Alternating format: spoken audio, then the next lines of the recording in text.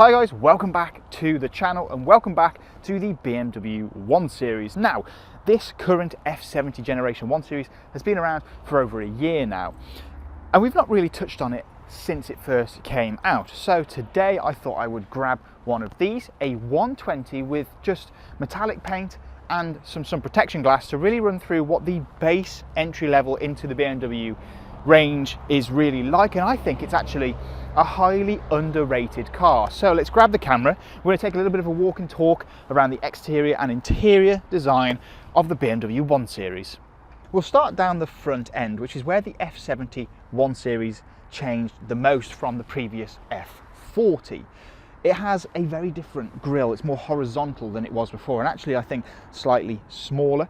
You've then got more design cues throughout here, more creases along here. You've got this little indentation here by the rounder, which you can actually track all the way down to the front gloss black splitter at the front. You've then got different lights. The more angel eye effect has gone. We've now got this more snake eye effect with a softer look to the front LED lights. As I say, this particular car is a 120 M Sport with just metallic paint, this beautiful Portimao blue, and some sun protection glass, and that's it. So it gives you a real feel of what this car looks like, pretty much as standard. The 120 uses an updated version of BMW's 1.5 litre 3-cylinder petrol engine up front, with slightly more power than before. And this particular car starts at around £32,000 at time of filming.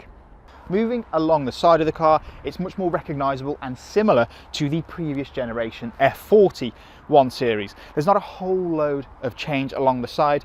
The shape is very different to the previous gen, the F20, F21, because of course it went to a front wheel drive platform. However, you can still get X-Drive 4-wheel drive variants of the 1 Series in the 123 X-Drive and the M135.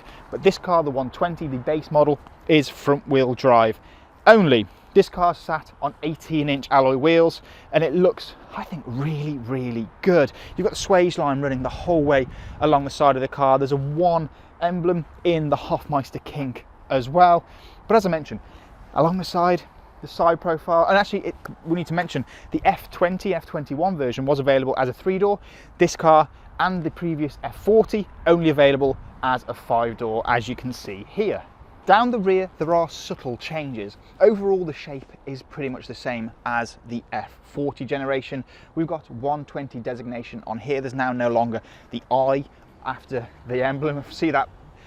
That's because this car is now only available with a petrol engine. There's no diesel variant, so there's no need to have the I and the D to differentiate between the two. We've got a slightly different design to the rear lights here, again with more singular daytime running lights than before. The old ones used to sweep around the side. These still do sweep around the side, but they've got different design in them. We've got this almost triple layered diffuser in here with the gloss black elements in here, which contrasts really nicely with the Portimao blue paintwork.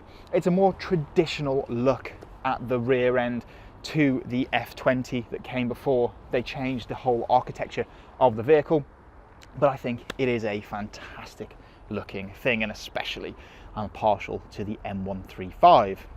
The interior is, I would say, more of an evolution than a revolution.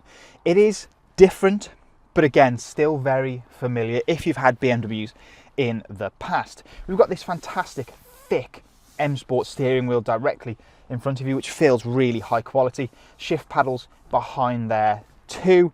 We've also got this new design to the dashboard, this new almost waterfall effect that drops off really nicely. New air conditioning vents all over the place and newly designed ambient lighting throughout. There is no air conditioning controls in the center now. They're all done via the touchscreen. Sounds like it might be complicated. It isn't. It doesn't take long at all to get used to this. You just press one button and you're straight into the climate functions. Same with the heated seat. It's now just a single button to press on the screen. No sub menus and so on. It's actually really simple, and you'll get used to it really quickly. It's actually quite a minimalist interior. However, there are still physical buttons about the place. So for the windows, the lock button, the unlock button down in the center. The iDrive controller has now gone the circular rotary dial. It's now just exclusively a touchscreen, and trust me, I actually lived with an M135 for 6 months and you get used to this so quickly. It takes no time at all, and it's like second nature. But I feel like the interior quality is fantastic. I love the overall design. These seats are superb, super supportive, and really nice, with a mix of Alcantara around the place. It is a great place to sit and spend time. But if you want any more information on the new BMW 1 Series, or any BMW for that matter, please use the link in the description of this video to get in contact with your local Sytner BMW retailer. Please like this video, subscribe to the channel for plenty more content to come, and I will see you guys again very soon.